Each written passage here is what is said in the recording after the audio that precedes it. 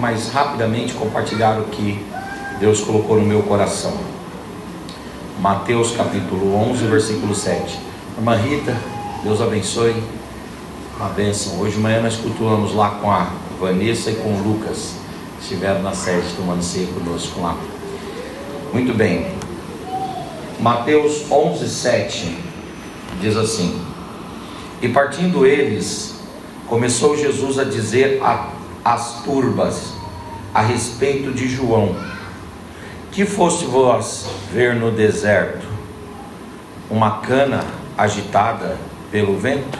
Amém. João Batista, ele é judeu, da tribo de Levi. Ele era filho de Isabel e de Zacarias. Ele era da linhagem sacerdotal. João Batista foi criado no deserto, na comunidade chamada de comunidade dos essênios. Os essênios, eles faziam parte de um grupo de judeus.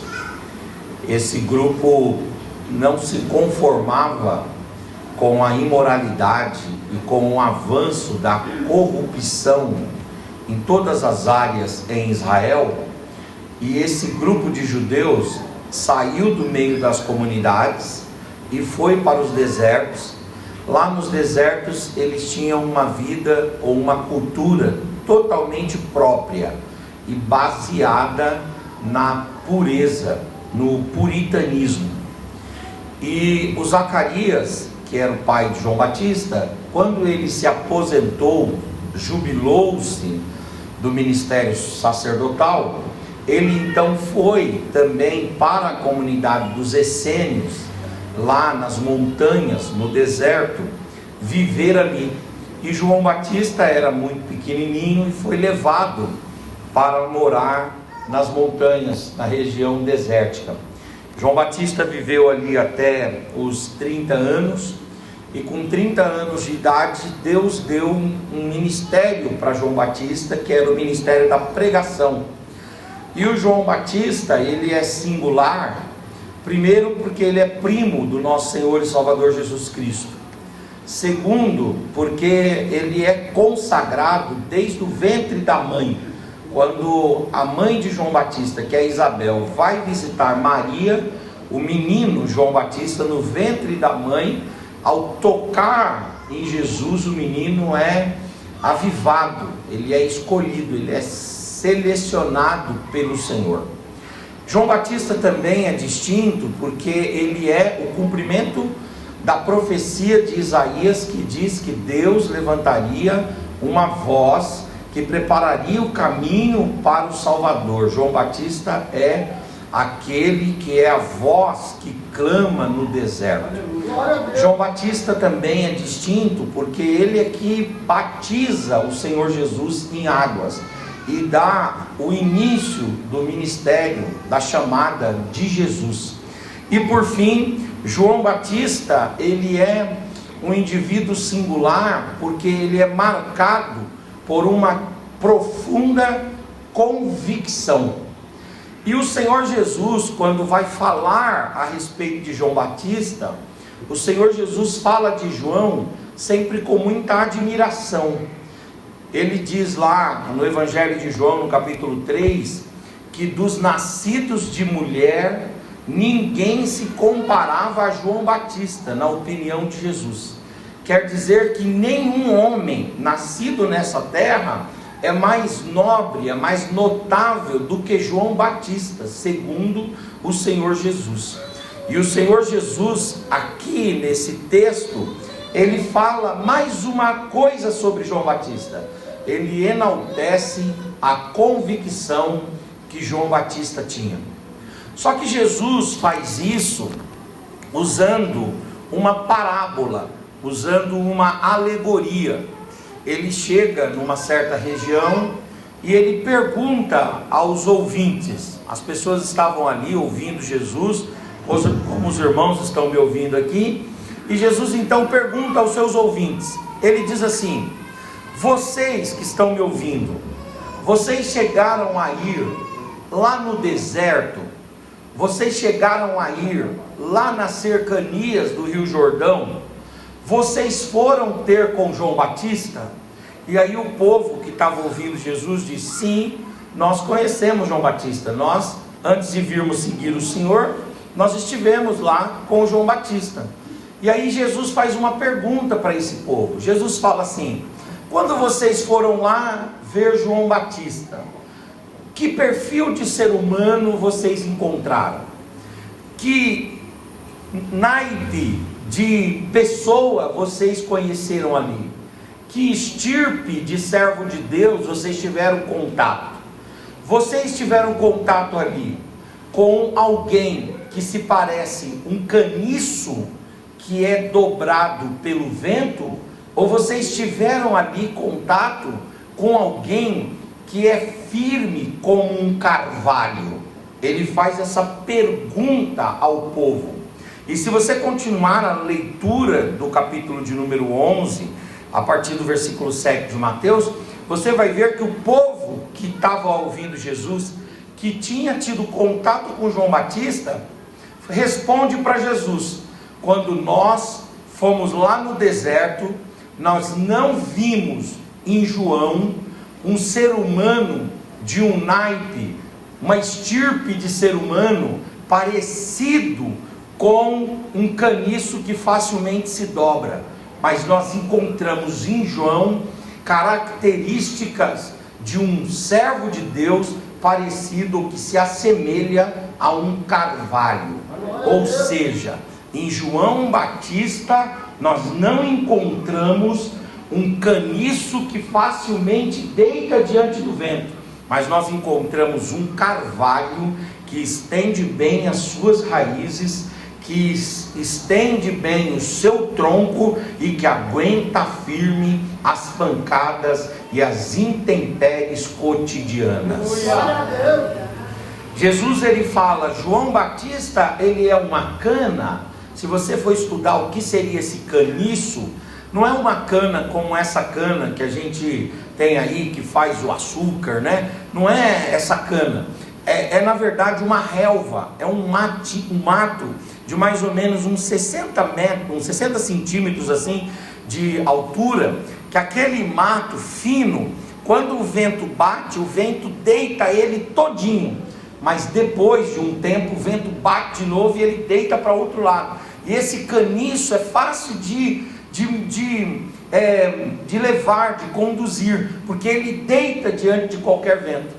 Ao mesmo tempo que Jesus está falando desse caniço, ele está falando daquilo que se contrapunha, daquilo que contrastava, daquilo que era o antagônico, daquilo que estava na outra extremidade. Ele estava falando do carvalho, que era uma árvore milenar, que era uma árvore que estendia suas raízes muito profundamente, que tinha um caule muito grosso, e aquela árvore podia vir vento, tempestade, podia soprar o vento mais forte, aquela árvore continuava firme, intacta, aleluias, inamovível. E aí Jesus pergunta para todos os que estão ali, ele fala: vocês foram até o deserto ver João? Qual é o perfil de ser humano que vocês viram em João? Vocês encontraram em João um caniço que dobra ou um carvalho que permanece? Jesus está falando para eles: vocês encontraram em João alguém que é um caniço que não tem convicção, ou vocês encontraram lá alguém que é um carvalho que tem muita convicção? E aí eles responderam para Jesus: quando nós conhecemos João Batista, nós não conhecemos um caniço que dobra, mas nós conhecemos um carvalho que é convicto, para a glória e honra do Senhor. Nós estamos começando esse ano de 2021, e a palavra que eu tenho para trazer para os irmãos aqui no Recanto Frinéia, nesta noite, na primeira ceia do ano, é esta: não seja caniço que se dobra, mas seja carvalho que permaneça firme, convicto, para a glória e honra do Senhor.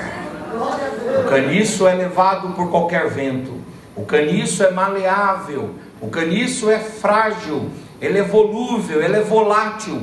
O caniço se dobra diante da menor resistência, mas o carvalho não, ele enfrenta a tempestade, vendaval, ele enfrenta o tempo, ele enfrenta as angústias, as dificuldades, mas quando você olha, ele está sempre lá, aleluia, mantendo-se firme para a glória do Senhor. Fala para o seu irmão aí, diz para ele assim: nada de moleza em 2021, aleluia. Fala para ele: seja carvalho, seja firme, aguenta firme. Aleluias, glória a Deus, aguenta firme, né? O carvalho, ele traz para nós uma mensagem, a mensagem que nós precisamos ter convicção. Quando Jesus, na verdade, toma essas duas imagens para referir-se a João, o que Jesus está falando é: vocês foram lá ver uma pessoa que não passou para vocês convicção, ou vocês foram lá e encontraram uma pessoa cheia de convicção? E aí eles disseram: não, nós chegamos lá e nós vimos uma pessoa carregada de convicções. A gente não volta de lá com mais dúvida que nós tínhamos quando fomos até João. Nós voltamos de lá cheio de certezas, porque o homem é convicto, ele tem convicção. Aleluia, glória a Deus. Fala para o seu irmão: seja carvalho, tenha convicção. Aleluias. O ano de 2021 se avizinha aí muitas dificuldades, se avizinham muitas dificuldades, e nessas dificuldades Deus quer que a gente seja carvalho e tenha convicção. 3 virtudes de quem tem convicção. Em primeiro lugar, quem tem convicção não tem crise de identidade. O João Batista, ele é um indivíduo estereotipado. Quando eu falo estereotipado, é porque ele é um indivíduo estranho para quem olha, porque a Bíblia fala que ele se vestia de pele de camelo, ele andava com um cinto estranho, e ele comia mel silvestre e gafanhoto. A Bíblia, ela não fala de outra característica de roupas de uma pessoa tão bem detalhada quanto fala de João Batista, exatamente para demonstrar a sua excentricidade. João Batista é excêntrico, João Batista é singular, João Batista é ímpar.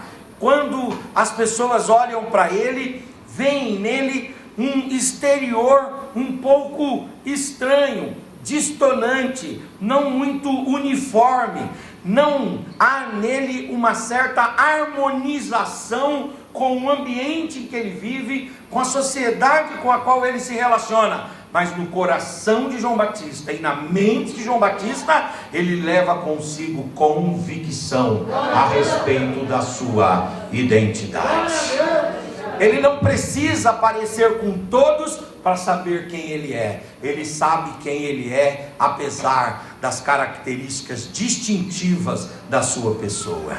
Ele não precisa vestir-se como todo mundo, comer o que todo mundo come, falar o que todo mundo fala, pastor Carlos Malta. Ele não precisa. Por que não? Porque esse homem, ele tem em si convicção a respeito da sua identidade. E qual é a sua identidade? O João Batista, ele é um homem escolhido desde o ventre da sua mãe. Nada vai mudar isso. O João Batista é primo do nosso Senhor e Salvador Jesus Cristo. Nada vai mudar isso. O João Batista tem um ministério a cumprir, que é preparar o caminho para o advento do nosso Senhor e Salvador Jesus Cristo. Por isso, nada vai mudar isso. Ele é um homem carregado de convicções e ele não tem crise de identidade.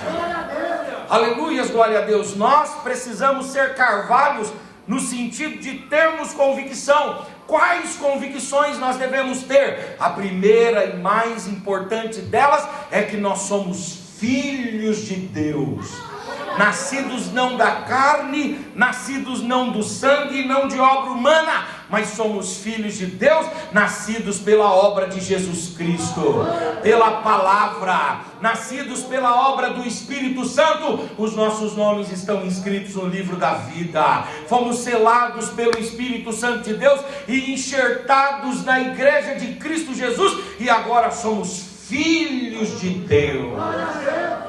Aleluias, glória a Deus. Você não pode perder essa convicção que você é filho de Deus. Você está no deserto, mas você é filho de Deus. Você não se veste como todo mundo se veste, mas você é filho de Deus. Você não come o que todo mundo come, mas você é filho de Deus.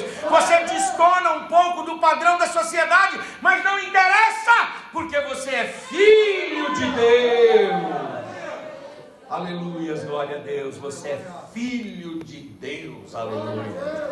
De vez em quando você passa alguns apertos na vida, de vez em quando você passa algumas situações difíceis, o diabo vem e tenta falsear quem você é, o diabo tenta engodar quem você é, mas você vence tudo dizendo: não interessa o que esteja acontecendo, nada vai arrancar de mim esse título tão nobre. Eu sou filho do Deus Altíssimo.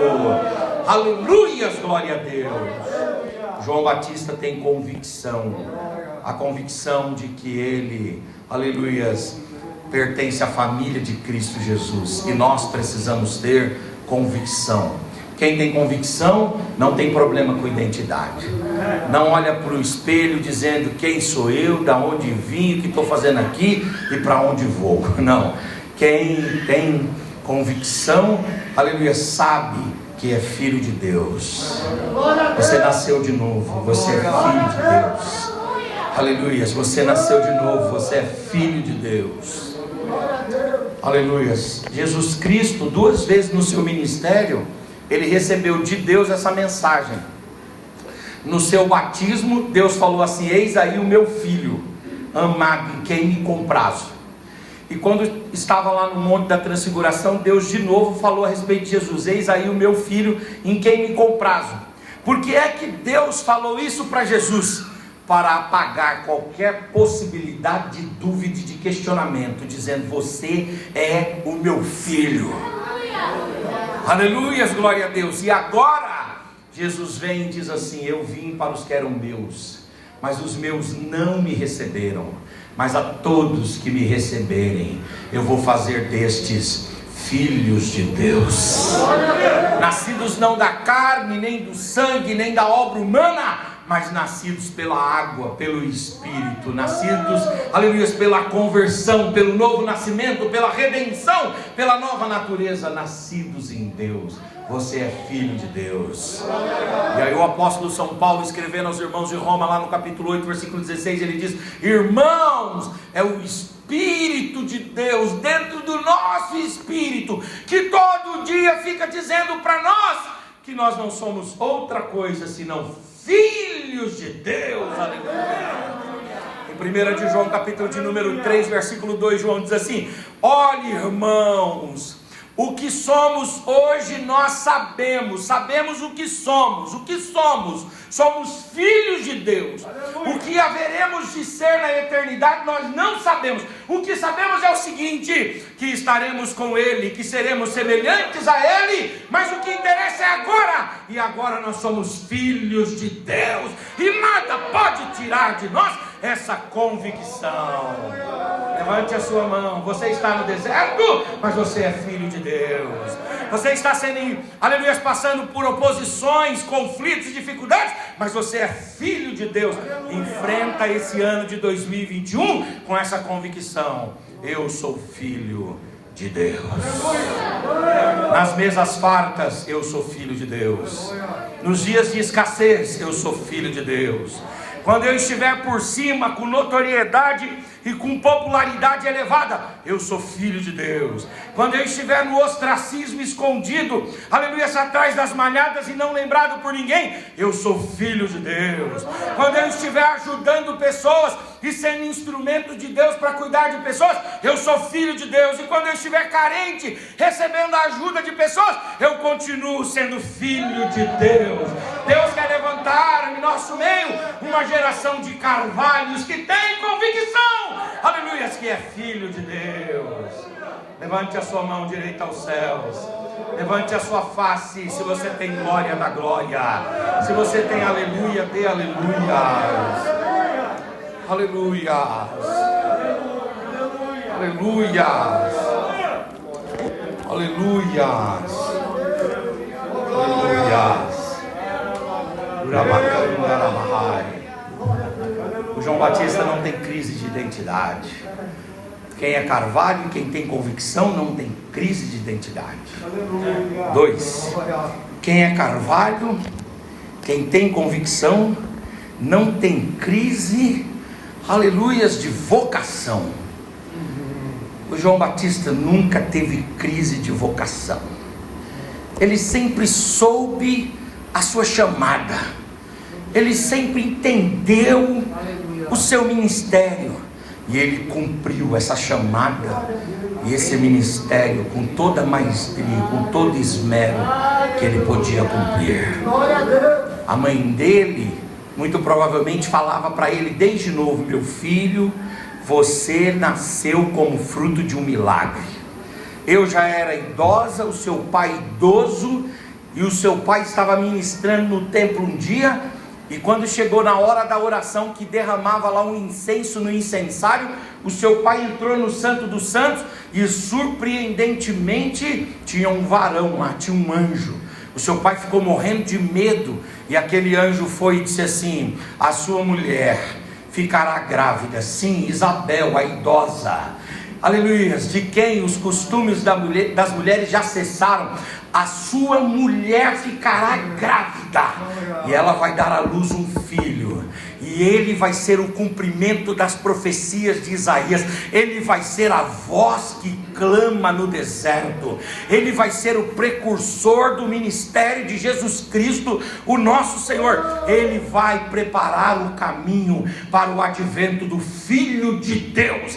Aleluia. O João Batista duvidou, ficou mudo, e a Isabel contou isso para o Zacarias ficou mudo, e a Isabel contou isso para o João Batista, dizendo: olha, seu pai ficou mudo, mas quando você nasceu, aleluia, veio a palavra na boca dele para ele dar um nome, e o seu ministério não é outro, você está aqui para preparar o caminho para o Senhor. Aleluias, glória a Deus, aleluias, glória a Deus. João Batista foi para o deserto e começou a pregar: arrependei-vos e convertei-vos. A mensagem dele era uma mensagem aguda, uma mensagem difícil, porque ele não estava ali para trazer ali um aconchego, trazer ali uma carícia no ego dos pecadores. Não, ele estava ali para trazer a mensagem transformadora do reino de Deus. E ele dizia: arrependei-vos e vocês vão experimentar a graça, a misericórdia e a bondade de Deus. E se vocês não se arrependerem, eis que a pá já está sobre a eira, eis que o machado já está posto sobre a raiz. Mas antes que venha o juízo de Deus, haverá um tempo de oportunidade, um tempo de graça, um tempo de renovação. Eu quero dizer para vocês: arrependam-se. E quando ele terminava suas pregações, multidões afluíam, e ele ia batizando, o batismo do arrependimento, até que chegou o dia que ele cumpriu o seu ministério. Aleluia. Ele disse assim: não, Senhor, eu não quero cumprir aqui essa parte do meu ministério, porque quem sou eu para te batizar? E aí Jesus disse para ele assim: não, João, mas é importante que você me batize, para que se cumpra toda a lei, para que você cumpra o seu ministério. E ele então batizou Jesus, e ele viu quando Jesus saiu da água, e os céus se abriram, e o Espírito de Deus desceu sobre Jesus em forma corpórea de uma pomba, e Jesus deu sequência no seu ministério para a glória do Senhor. Aleluia. Quem é Carvalho, quem tem convicção, não tem crise de vocação. Sabe que está aqui, aleluia, para cumprir as missões da igreja. Quais são as missões da igreja? Em primeiro lugar, dar glórias e honras ao nome do Senhor. Você está aqui para unir-se aos anjos, aos arcanjos, aos querubins, aos serafins, para unir-se à fauna e à flora, e no seu templo, cada um dizer ao Senhor: glórias, glórias, glórias ao seu nome. Fala para o seu irmão, já cumpriu o seu ministério hoje? Já deu um glória para Jesus? Você está aqui para dar glória. Aleluia. Os anjos estão aqui para dar glória. Os arcanjos estão aqui para dar glória. Os querubins estão aqui para dar glória. Os serafins para dar glória. A natureza para dar glória. Aleluia. O céu atmosférico, cósmico para dar glória. Nós estamos aqui para quê? Para cumprir essa missão, essa vocação, para dar glória.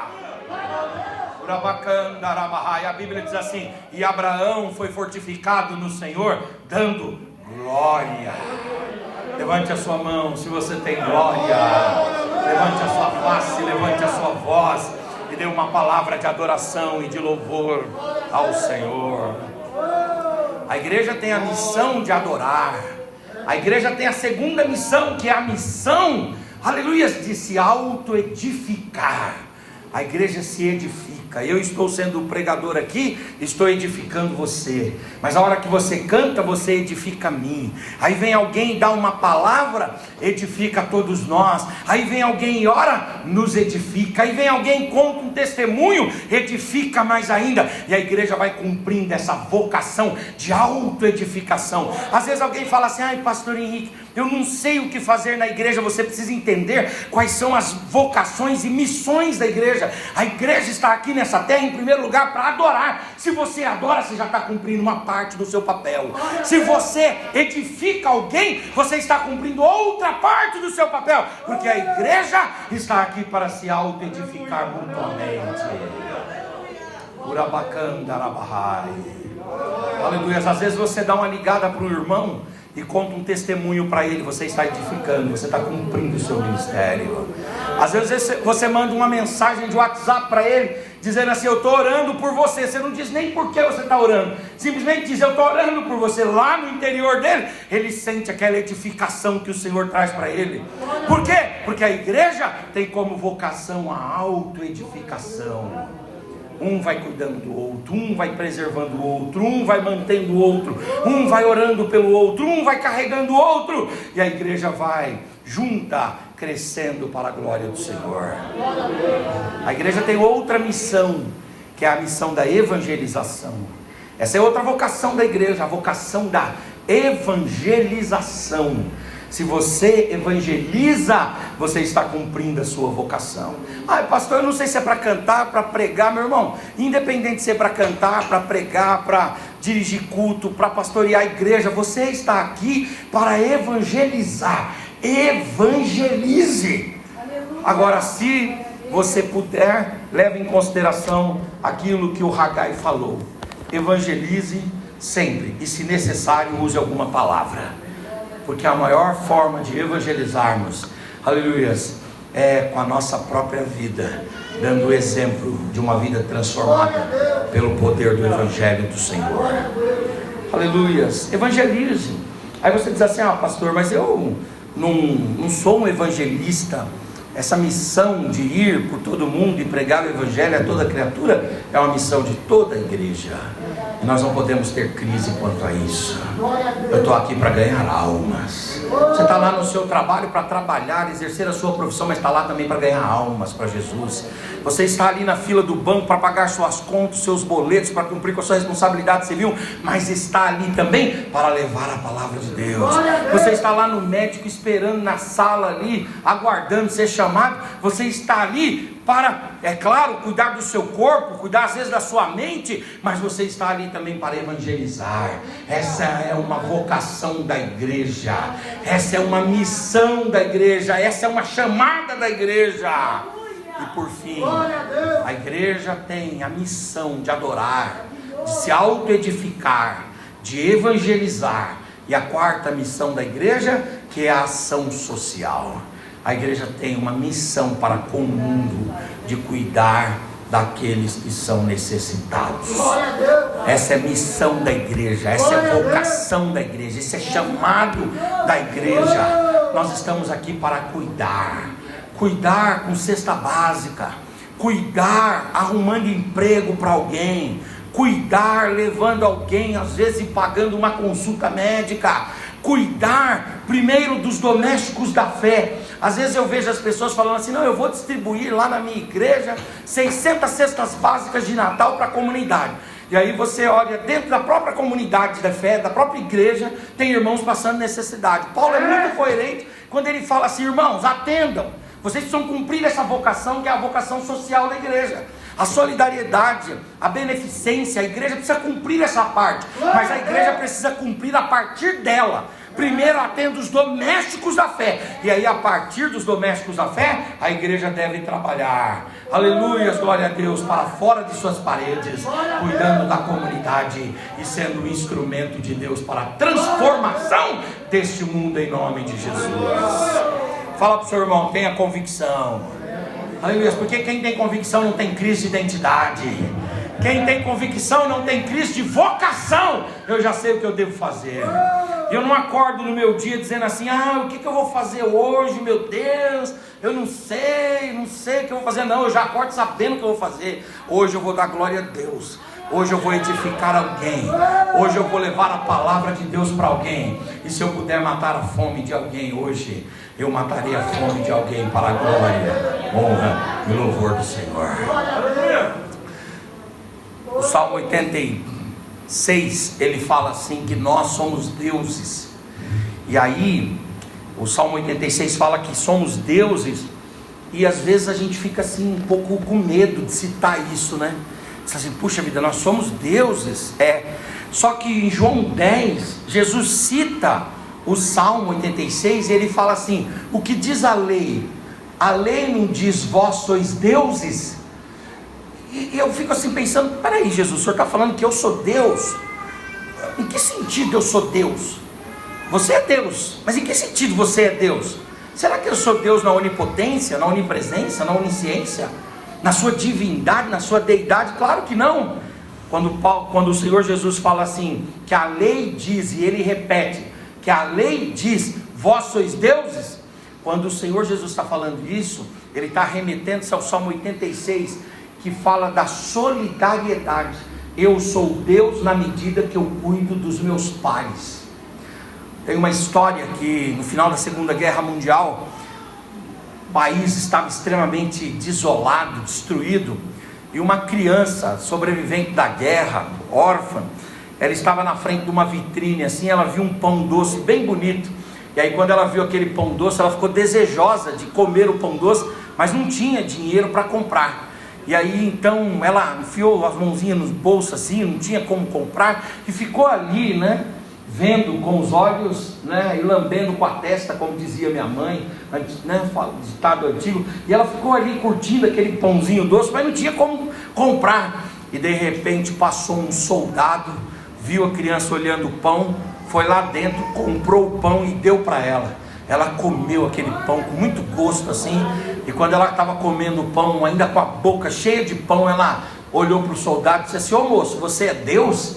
Aí ele bateu na cabeça dela e falou: hoje eu fui Deus para você. Glória a Deus. Acabou. Vós sois deuses. Como que eu sou Deus? Quando eu cuido, quando eu cumpro a minha vocação. Aleluia. Levante a sua mão. Em 2021 Deus vai cuidar de você. E em 2021 Deus vai dar condições de você cuidar de muita gente. Aleluias, glória a Deus. Aleluias, glória a Deus. Quem é carvalho não tem crise de identidade. Quem é carvalho não tem crise de vocação. E quem é carvalho, aleluias, glória a Deus, não tem nenhum tipo de crise quanto ao futuro. João Batista sabia do seu futuro, e nós também sabemos do nosso futuro. O seu futuro está garantido, e o seu futuro está garantido porque Ele vive. Porque Ele vive, você pode crer e descansar quanto ao amanhã.